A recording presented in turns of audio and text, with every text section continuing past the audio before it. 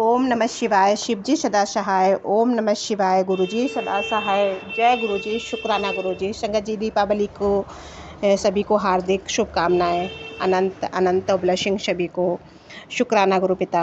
संगत जी, शिव महापुराण रुद्र संहिता भाग 4 का 9 अध्याय से और 12 अध्याय तक है। शुक्राना सभी संगत को। शिवा का अपनी मैल से गणेश को प्रसन्न करके द्वारपाल पद पर नियुक्त करना। गणेश द्वारा शिव जी के रोके जाने पर उनका शिव गणों के साथ भयंकर संग्राम। शिव जी द्वारा गणेश का शीश स्वेच्छर कुपित हुई शिवा का शक्तियों को उत्पन्न करना और उनके द्वारा प्रलय मचाया जाना। देवताओं और ऋषियों का स्तवन द्वारा पार्वती को प्रसन्न करना। उसके द्वारा पुत्र को जिलाए जाने की बात कही जाने पर शिव जी के आज्ञा अनुसार हाथी का सिर लगाया जाना और उन्हें गणेश के धड़ से जोड़कर उन्हें जीवित करना।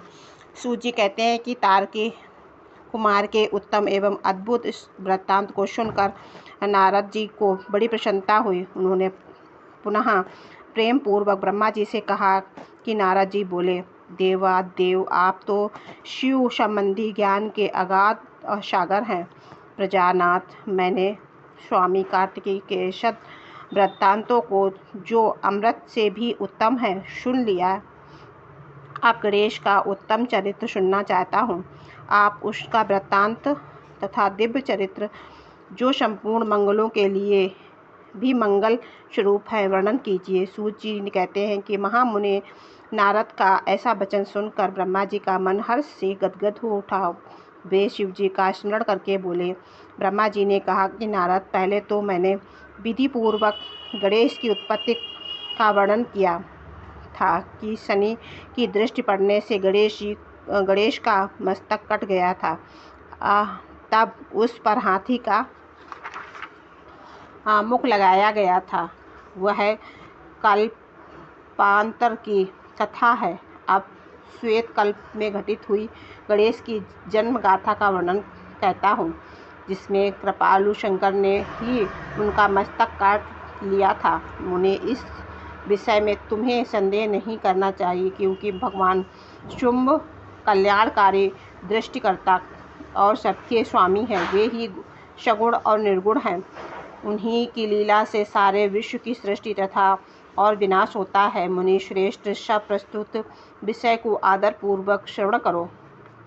एक समय पार्वती की जया, विजया और नाम वाली सखियां उनके साथ आकर विचार करने लगी कि सखी, सभी गढ़ रुद्र के ही हैं। नंदी, भृंगी आदि जो हमारे हैं, वे सभी शिव की ही आज्ञा का पालन में तत्पर रहते हैं। जो असंख्य प्रथम गढ़ हैं, उनमें भी हमारा कोई नहीं है। वे सभी शिवाज्ञापरायण होकर द्वार पर खड़े रहते हैं। यद्यपि वे हम सभी हमारे भी हैं, तथापि उनसे हमारा मन नहीं मिलता। अतः पाप रहित आपको ही हमारे लिए एक गढ़ की रचना करनी चाहिए। ब्रह्मा जी कहते हैं कि मुनि, सब सखियों ने पार्वती से ऐसा सुंदर वचन कहा। तब उन्होंने उन्हें हितकारक माना और वैसा करने का विचार किया। तदंतर किसी समय पर पार्वती जी स्नान कर रही थी। तब सदा शिव नंदी को डरा धमकाकर घर के भीतर चले गए थे। शंकर जी को आते देखकर स्नान करती हुई जगत जननी पार्वती उठकर खड़ी हो गईं। उस समय उन्होंने बड़ी लज्जा आई। वे आश्चर्यचकित हो गईं। उस अवसर पर उन्होंने सखियों के वचन को हितकारक तथा सुखप्रद माना। उस समय ऐसी घटना घटित होने पर परम माया परमेश्वरी शिव पत्नी पार्वती ने मन में ऐसा विचार किया कि मेरा कोई एक ऐसा सेवक होना चाहिए जो परम शुभ और कल्याण कुशल और मेरी ही आज्ञा में तत्पर रहने वाला हो, उन्हें तनिक भी विचलित होने वाला ना हो। यूँ विचार कर पार्वती देवी ने अपने शरीर के मैल से एक ऐसे चेतन पुरुष का निर्माण किया जो संपूर्ण शुभ लक्षणों से युक्त तथा उनमें सभी अंग सुंदर और दोष रहित थे। उनका वह शरीर विशाल, परम शोभामय और महाबल पराक्रम से संपन्न था। देवी ने उसे अनेक प्रकार के वस्त्र, नाना प्रकार के आभूषण और बहुत सा उत्तम आशीर्वाद देकर कहा कि तुम मेरी पुत्र हो। मेरे अपने ही हो, तुम्हारे समान प्यारा मेरा यहाँ कोई दूसरा नहीं है। पार्वती के ऐसा कहने पर वह पुरुष उन्हें नमस्कार करके बोला। गणेश ने कहा, माँ, आज आपको कौन सा कार्य आ पड़ा, मैं आपको कथनानुसार उसे पूर्ण करूँगा। गणेश के यूँ पूछने पर पार्वती जी को पुत्र को उत्तर देते हुए कहा कि शिवा ने कहा, तात, तुम मेरे पुत्र हो, मेरे अपने हो, अतः तुम मेरी बात सुनो। आज से तुम मेरे द्वारपाल हो जाओ। सपुत्र मेरी आज्ञा के बिना कोई भी हठ पूर्वक मेरे महल के भीतर प्रवेश ना करने पाए, चाहे वह कहीं से भी आए, कोई भी हो। बेटा, यह मैंने तुमसे बिल्कुल सत्य बात कही है। ब्रह्मा जी कहते हैं कि मुने यूँ कहकर पार्वती ने गणेश के हाथ में एक सुदृढ़ छड़ी दे दी।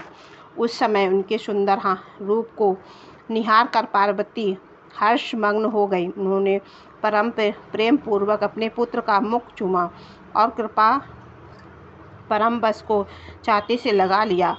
फिर दंडधारी गणराज को अपने द्वार पर स्थापित कर दिया।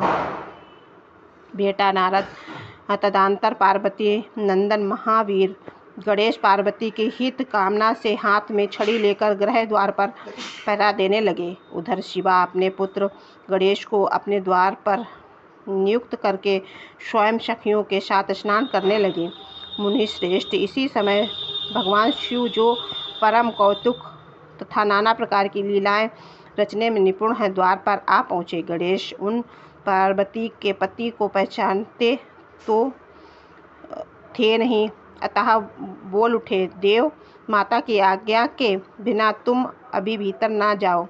माता स्नान करने में बैठी हैं और तुम कहाँ जाना चाहते हो? इस समय यहाँ से हट जाओ। यूँ कहकर गणेश ने उन्हें रोकने के लिए छड़ी हाथ में ले ली। उन्हें ऐसा करते देख शिव जी बोले, मूर्ख, तुम किसे रोक रहा है? और दुर्बुद्धे, क्या मुझे नहीं जानता? मैं शिव के अतिरिक्त और कोई नहीं हूँ। फिर महेश्वर के गण उन्हें समझाकर हटाने के लिए वहाँ आए और गणेश ने बोले, सुनो, हम मुख्य शिवगढ़ के द्वारपाल हैं और सर्वव्यापी भगवान शंकर की आज्ञा से तुम्हें हटाने के लिए यहाँ आए हैं। तुम्हें ही भी गढ़ समझाकर हम लोगों ने मारा नहीं है, अन्यथा तुम कब के मारे गए होते। अब कुशल इसी में है कि तुम स्वतः ही दूर हट जाओ।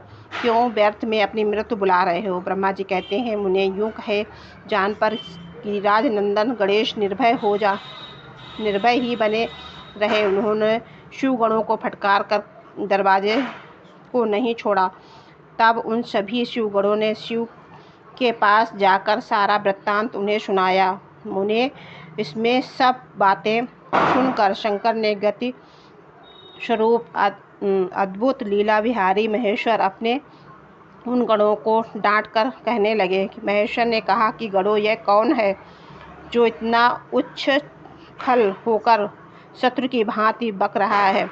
इस नवीन द्वारपाल को दूर भगा दो। तुम लोग नपुंसक की तरह खड़े होकर उनका वृत्तांत मुझे क्यों सुना रहे हो? विचित्र लीला रचने वाले अपने स्वामी शंकर के यूँ कहने से वे गण पुनः वहीं लौट आए। तदंतर गणेश द्वारा पुनः रोके जाने पर शिव ने गणों को आज्ञा दी कि तुम पता बताओ, यह कौन है और क्यों ऐसा कर रहा है? गणों ने पता लगाकर बताया।